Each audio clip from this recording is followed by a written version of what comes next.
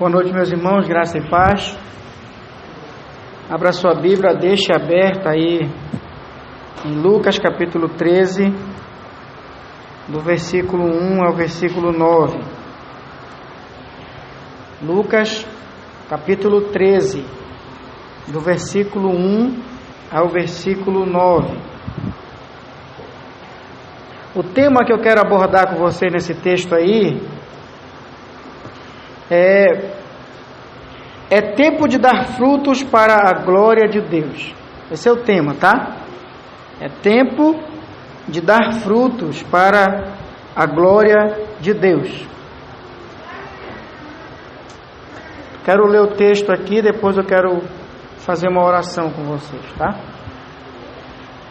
O texto diz assim: naquela mesma ocasião, chegando alguns, falavam a Jesus a respeito dos galileus cujo sangue Pilatos misturara com os sacrifícios que os mesmos realizavam.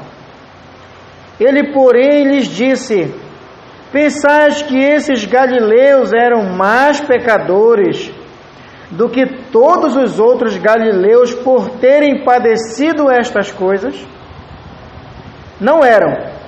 Eu vou-lo afirmo, se porém não vos arrependerdes, todos igualmente perecereis.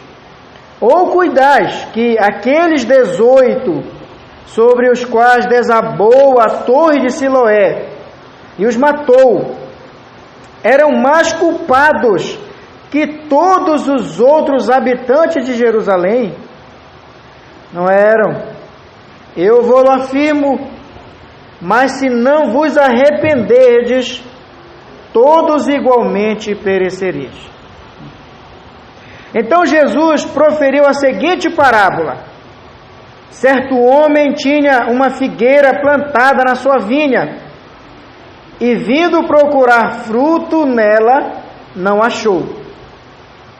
Pelo que disse ao viticultor: há 3 anos venho procurar fruto nesta figueira, e não acho.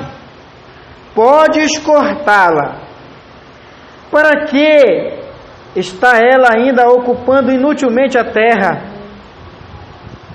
Ele, porém, respondeu: Senhor, deixa ainda este ano, até que eu escave ao redor dela e lhe ponha estrume. Se vier a dar fruto, bem está, se não, mandarás cortá-la. Vamos orar? Ó Deus bendito, estamos diante da sua palavra, Senhor, e nós desejamos ouvir a tua voz. Ó Deus, tira de nós tudo aquilo que nos distrai nessa hora e prende a nossa atenção à tua palavra. Fala conosco, Senhor. Transforma a nossa vida pela tua palavra, Deus. Mantenha, ó Pai, fixos os nossos olhos à tua palavra e os nossos ouvidos abertos à tua voz. Aquieta o nosso coração nessa hora, Senhor, em nome do Senhor Jesus. Amém. Amados, é tempo de nós darmos frutos para a glória de Deus. Nós já sabemos que os frutos, eles revelam o tipo de árvore. Se você está debaixo de uma árvore que você come manga, que você vê manga debaixo, você não vai pensar que você está debaixo de um açaizeiro, né? Se tem manga embaixo, obviamente aquela árvore é uma mangueira, né? Jamais você vai estar comendo um fruto debaixo de uma árvore imaginando que é outra árvore, se aquele fruto está ali debaixo. Porque o fruto, ele revela o tipo da árvore, ele revela a árvore. E ele revela também a qualidade da árvore, porque se você come um fruto podre de uma árvore, você não vai pensar que aquela árvore está em bom estado. Pelo contrário, você vai imaginar que aquela árvore não está nada bem com ela, já que ela não consegue dar frutos bons. Se você passa debaixo de uma árvore que você não vê fruto nenhum, com certeza você deve imaginar que aquela árvore ela é estéril e não consegue dar fruto. Você não pensa que ela é uma árvore frutífera. Por quê? Porque uma árvore frutífera não é estéril.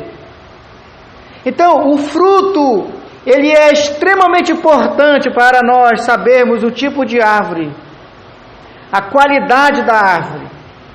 Estamos diante de um texto em que o Senhor Jesus mostra a necessidade de nós darmos frutos espirituais para Deus. Frutos que demonstrem, que evidenciem que realmente nascemos de novo.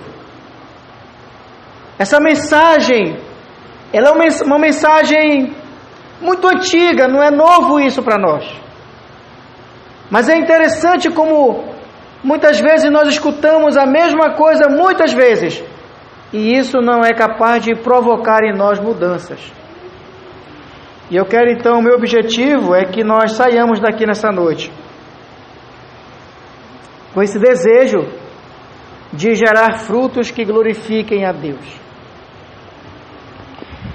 Vejam bem, o contexto dessa passagem, se vocês lembram, por isso eu fiz questão que nós lêssemos no capítulo 12, a partir do versículo 35, porque ele nos dá o parâmetro sobre o que Jesus está falando aqui nesse texto.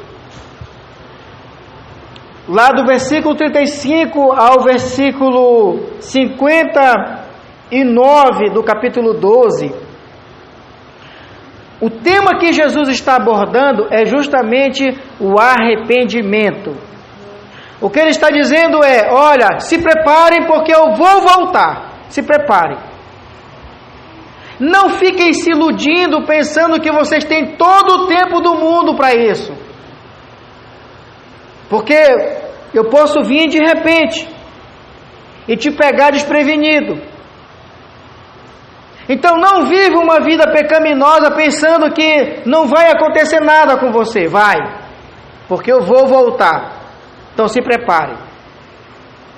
Essa é a mensagem desse trecho que nós lemos no capítulo 12, no finalzinho. Se preparem.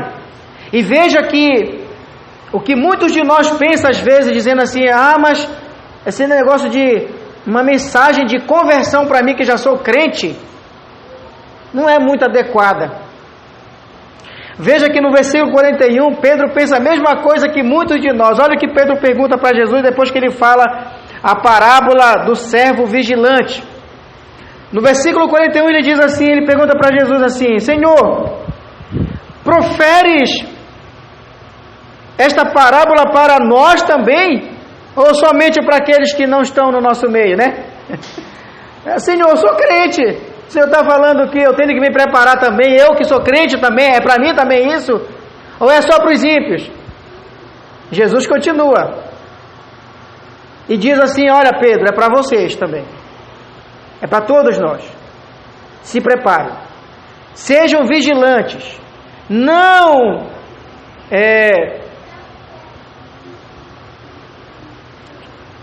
fugiu a palavra agora, não se distraiam com esse mundo ao redor, porque não há privilégios para ninguém. Aqueles que não se prepararem, quando Jesus voltar, mesmo estando na igreja, não vão com ele para o céu. Pronto. Então não tem esse negócio de porque eu sou crente a mensagem não é para mim. Não, é para todos nós. Se preparem. Então, enquanto Jesus está discursando sobre isso, diz o capítulo 13, naquela mesma ocasião, ou seja, ele acabou de falar tudo isso, naquela mesma ocasião, chegam alguns para narrar a Jesus duas tragédias.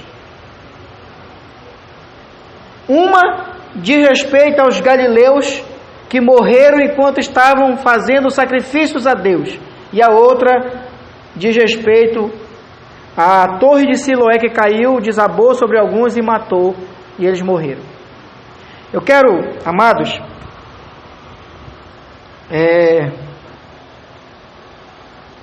tirar 3 lições para nós nesse texto, tá? 3 lições. Primeiro, ou nos arrependemos de verdade, ou pereceremos com os ímpios. Ou nos arrependemos de verdade, ou nós pereceremos com os ímpios. Veja, essas pessoas que trouxeram essas notícias para Jesus sobre essas tragédias, eles tinham alguns objetivos, parece, com isso. Sabe, eles chegaram dizendo: Senhor, olha, alguns galileus, eles, enquanto estavam ali adorando a Deus no culto, sacrificando a Deus, Pilatos foi lá com seus soldados, e lá no templo de Deus, assassinou eles e misturou o sangue deles com os seus sacrifícios. Alguns moradores da Galileia, e veja, Jesus era da Galileia, então eles queriam despertar em Jesus aquele sentimento patriota. Ao mesmo tempo que eles queriam com isso mostrar a impiedade e a crueldade de Pilatos, mas ao mesmo tempo eles queriam também suscitar uma questão que era muito comum naquela época e é muito comum também na nossa época, que não é completamente errada, mas é errado quando eu sempre associo as tragédias ao pecado. Eles queriam com isso, talvez, levantar essa questão: vem cá, se eles morreram dessa maneira tão trágica, então significa que eles pecaram para merecer essa tragédia? Quer dizer então que aqueles que sobreviveram, que não morreram junto com eles, são aqueles que estavam em santidade? E aí Jesus então, sabe, Jesus ele era fabuloso, ele ia lá na ferida, no coração do problema. Sabe, Jesus não se mete em política, ele não briga, ele não fica falando mal de Pilatos, ele não vai começar uma discussão política para falar mal de Pilatos, ele não vai querer entrar em especulações sobre o que causou a morte daqueles galileus, se eles eram culpados ou inocentes. Não, Jesus ele vai lá no X da questão: olha, se vocês não se arrependerem, vocês vão perecer. Pronto. Vocês pensam o quê? Que por causa que eles morreram dessa maneira trágica, eles são mais culpados do que os que estavam vivos na Galileia? Não. Diante de Deus, todos são culpados. Todos são pecadores. Todos precisam se arrepender. Do contrário, serão condenados também. Jesus era assim.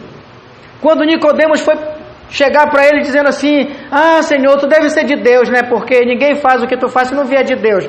Jesus não vai querer se justificar dizendo: não, realmente eu sou de Deus, eu sou o Messias, né? Não. Ele fala: olha, Nicodemos, tu tem que nascer de novo. Jesus ele era assim. Quando o jovem rico chegou para ele achando que ele estava arrebentando porque guardava alguns mandamentos, Jesus mostrou que na verdade ele era um idólatra. Aqui Jesus mostra para essas pessoas que na hora da tragédia é errado você ficar especulando: por que fulano morreu? Será que cometeu algum pecado grave para morrer desse jeito? Sabe, as tragédias não são momentos para nós especularmos sobre o porquê que aconteceu com aquela pessoa daquele jeito. Não, as tragédias são momentos maravilhosos que Deus nos dá para nós pensarmos na nossa própria vida, para nós pensarmos a quanto anda a nossa vida, para nós pensarmos se nós não precisamos mudar alguma coisa na nossa vida, se não há algum pecado que eu preciso abandonar.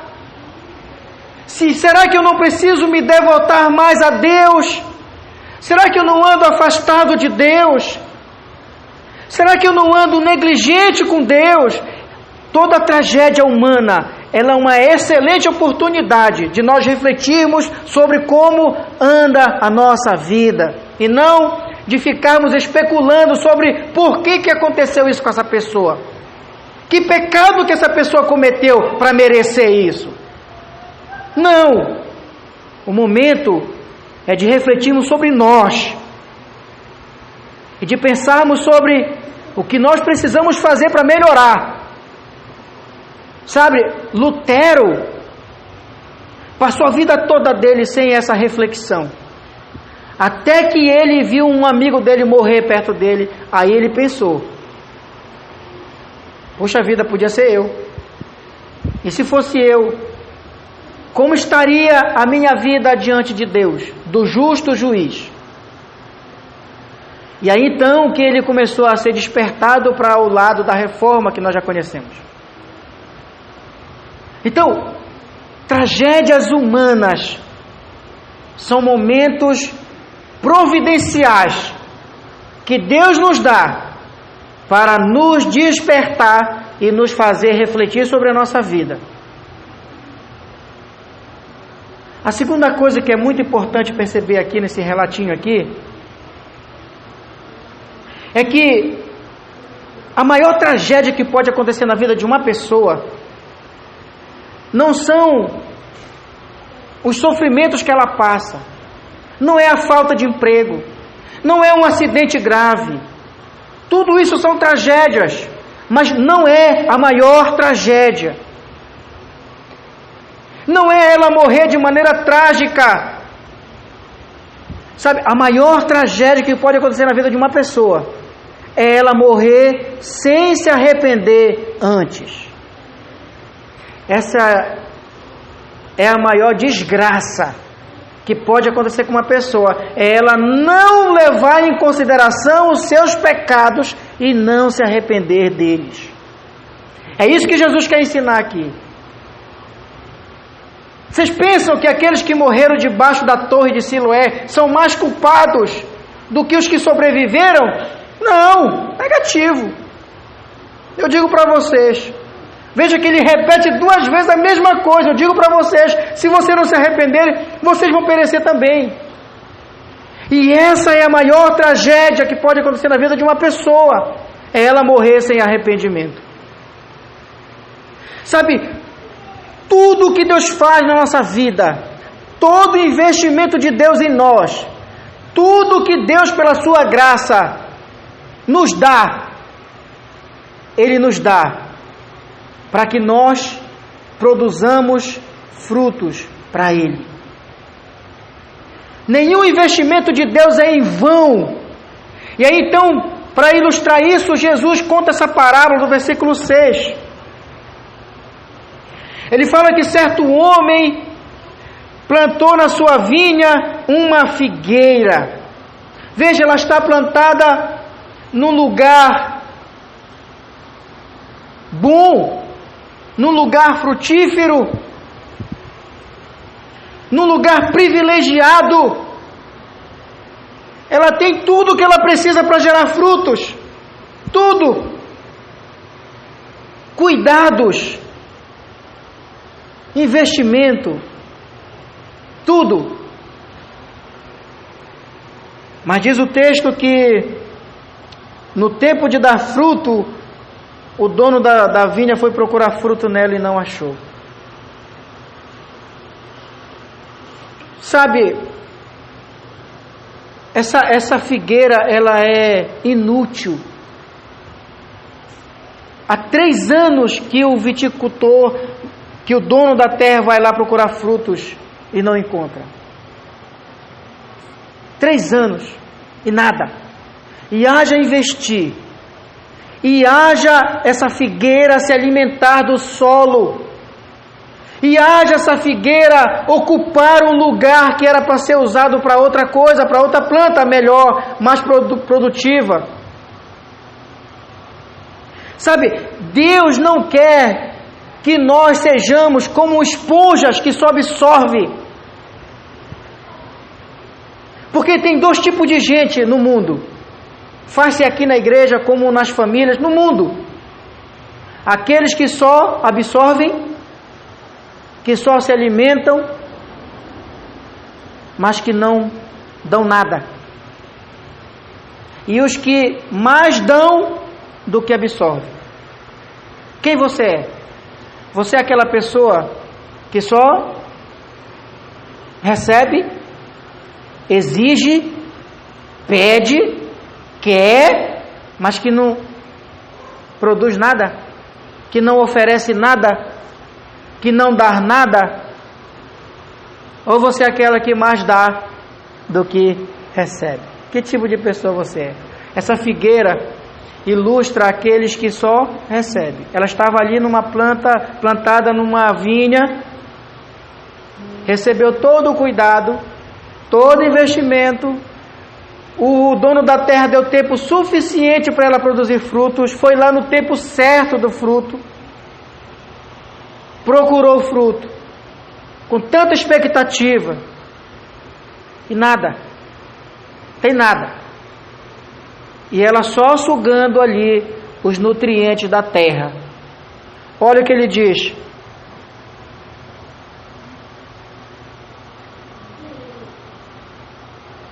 podes cortar esta figueira, podes cortá-la, porque ela está ocupando a terra inutilmente. Para que sustentar uma figueira que não produz nada? Sabe, ilustra aquela pessoa que se diz crente, que vem para a igreja, vai para casa, vem para a igreja, vai para casa, ouve a palavra, recebe investimento, mas não produz nada, não muda nada. Pode escutar o que escutar, não muda. Pode ouvir, denunciar os seus pecados, não muda. Ilustra aquela pessoa que está na igreja, que pode ver a necessidade da igreja, ela não se sente comovida e não procura ajudar em nada. Nada. Às vezes tem uma voz bonita, mas não quer cantar. Às vezes tem braços fortes para trabalhar, mas não quer trabalhar.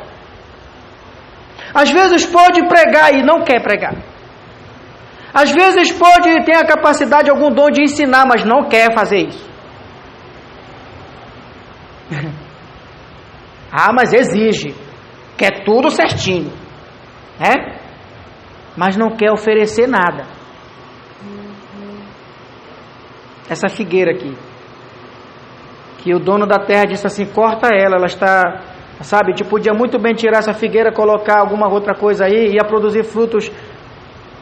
Porque certas pessoas, é um grande desperdício investir nelas, infelizmente. Algumas não. O investimento vale a pena porque produz, muda, muda. Sabe, a palavra converter aqui, que ele usa aqui, significa uma mudança de mentalidade, mudança de comportamento, mudança de conduta, mudança de plano, mudança de propósito, mudança no sentido geral. É uma mudança que atinge, que afeta todas as áreas da vida. Se vocês não mudarem, se vocês não se arrependerem, não se converterem e não derem frutos que evidenciem isso, o resultado é o juízo. É o juízo. Todo investimento que Deus faz na nossa vida é para que demos frutos para Ele. A segunda lição que eu quero ensinar, que nós aprendamos aqui, é que a falta de fruto denuncia a falta de arrependimento e atrai o juízo. Pessoas que não dão frutos não se arrependeram, não nasceram de novo. Você pode frequentar a igreja 100 anos, você vai para o inferno. Se você não apresentar mudanças que demonstrem que realmente você nasceu de novo, se você não demonstrar uma conduta que realmente é apropriada daqueles que nasceram de novo, se você não mudar a sua mentalidade e com a sua mentalidade demonstrar que você realmente nasceu de novo, se você não mudar de comportamento os seus relacionamentos, seus planos, porque nós fazemos às vezes planos que não tem nada a ver com Deus, que Deus não está nesses planos. Tem pessoas que fazem planos e você pergunta, e a sua vida espiritual? Não, eu nem pensei nisso. Devia ser a primeira coisa que a pessoa deveria pensar, se essas decisões vão afetar a minha vida espiritual ou não. Deveria ser a primeira coisa a se pensar, mas é a única coisa em que não se pensa. Você é crente mesmo? Sabe, então, se não houver uma mudança na mentalidade,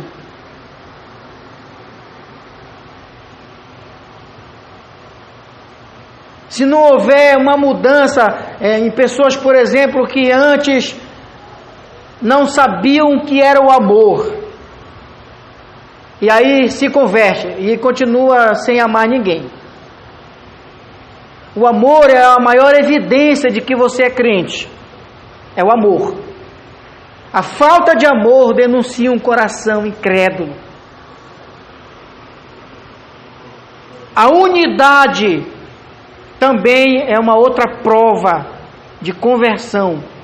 A divisão, a falta da unidade, o isolamento, não é o isolamento social, viu? Mas o isolamento, querer ficar sozinho, não querer andar junto com a igreja. Então, sabe, nós temos que o tempo todo olhar as tragédias humanas e ficar pensando, poxa vida, será que eu sou crente? Essas atitudes que eu estou tomando não são atitudes de um crente. Ou eu mudo, ou então, será que realmente eu sou crente? Porque crente não deveria pensar assim. Crente não deveria agir assim. Crente não deveria ter esses planos, esses propósitos. E essas coisas nós deveríamos estar pensando, para não nos acomodarmos na nossa vidinha e achar que está tudo bem e cair no erro que esse servo aqui caiu, descrito no capítulo 12, do versículo 35 adiante, achando que ele, vivendo a vida dele ao léu, sem refletir, ele estava salvo, e o Senhor veio e ele estava perdido. Terceira coisa, irmãos, que nós podemos aprender aqui, é que nós não devemos abusar da paciência de Deus. Se existe alguma coisa que nós precisamos mudar, nós precisamos mudar hoje. Você já viu aquele ditado, não deixe para amanhã o que você pode fazer hoje? É isso que nós vamos aprender aqui. Não deixe para se arrepender amanhã se você pode se arrepender hoje. Sabe, o texto registra que o viticultor, que era aquele que cuidava da vinha, disse para o dono da terra, quando ele manda cortar, porque ela era inútil. Por que ela era inútil?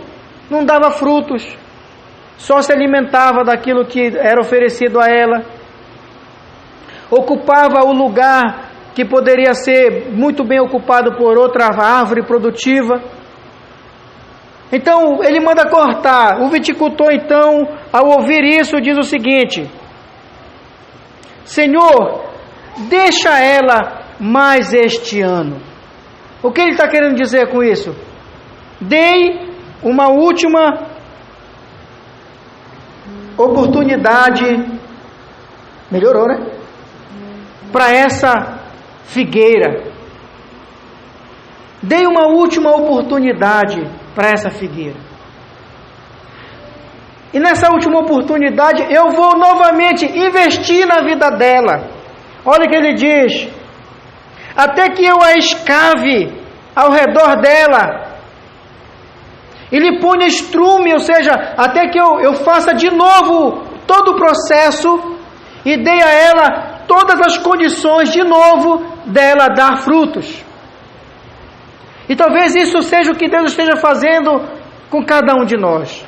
Dê mais tempo, a paciência de Deus, a misericórdia de Deus, a graça de Deus em nos oferecer tempo. E essa graça em nos oferecer tempo é demonstrada de duas maneiras. Primeiro, nos mantendo vivos, porque é Deus que nos mantém vivos. Porque a sua oportunidade, ela acaba quando você morre. Acabou. Não se arrependeu enquanto vivo, acabou. Não mudou enquanto vivo, morreu, acabou. E a segunda forma é a volta de Cristo. Ele voltou, acabou. Hoje, conversando com alguém, eu disse para essa pessoa isso, ela falou assim, mas Deus é que sabe. Eu falei, mas é Ele que sabe mesmo. Está na mão de Deus mesmo, está na mão de Deus. O problema é que quando você estiver diante dele naquele grande dia, ou se você morrer antes, você não vai poder dar desculpa para ele que você está me dando aqui. Não vai funcionar com ele, esses papos furados não. Com ele não.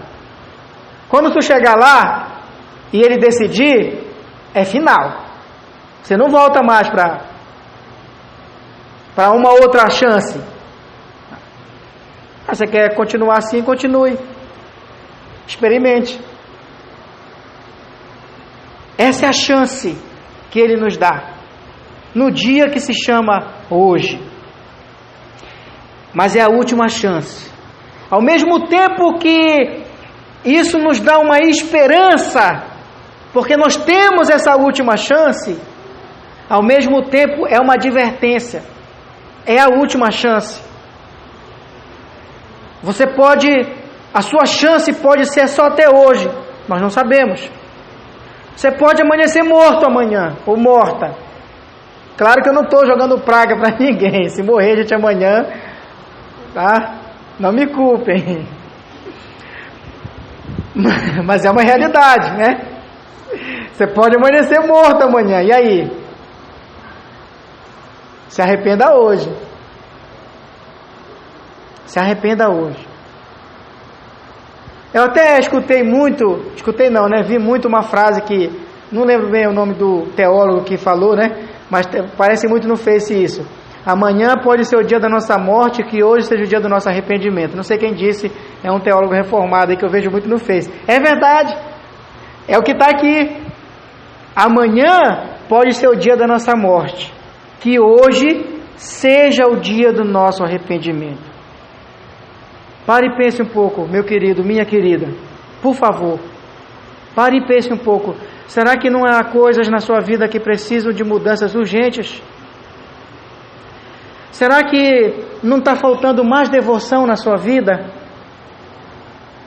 Será que Deus não está falando com você há muito tempo que você precisa mudar algumas coisas e você está resistindo, está procrastinando, está adiando, achando que você tem todo o tempo do mundo ou achando que você está tão seguro que nenhum pecado te condena? E por isso você acha que você pode transgredir à vontade a lei de Deus? Será que você não precisa parar para refletir um pouco sobre isso hoje? Pare e pense. Se você chegar à conclusão de que você precisa de arrependimento hoje, de que falta devoção na sua vida, de que há coisas que demonstrem incredulidade em você, há pecados que você não abandonou ainda, há desvios de caráter que você precisa mudar.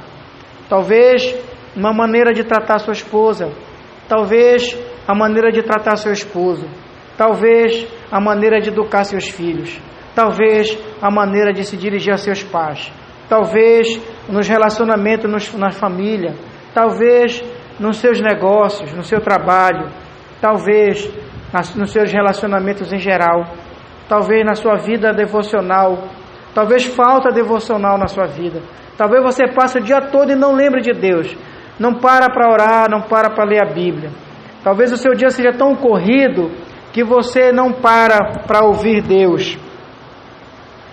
Talvez o único momento que você lembre de Deus seja num momento como esse. E talvez você precise mudar desesperadamente. Se você chegar a essa conclusão, eu quero te dizer, faça isso hoje. Faça isso hoje. Mude hoje sua mentalidade, sua conduta. Mude hoje. Para a glória de Deus. Deus quer frutos. Ele quer que nós amemos mais os outros, nossos irmãos. Ele quer que nós sejamos mais unidos.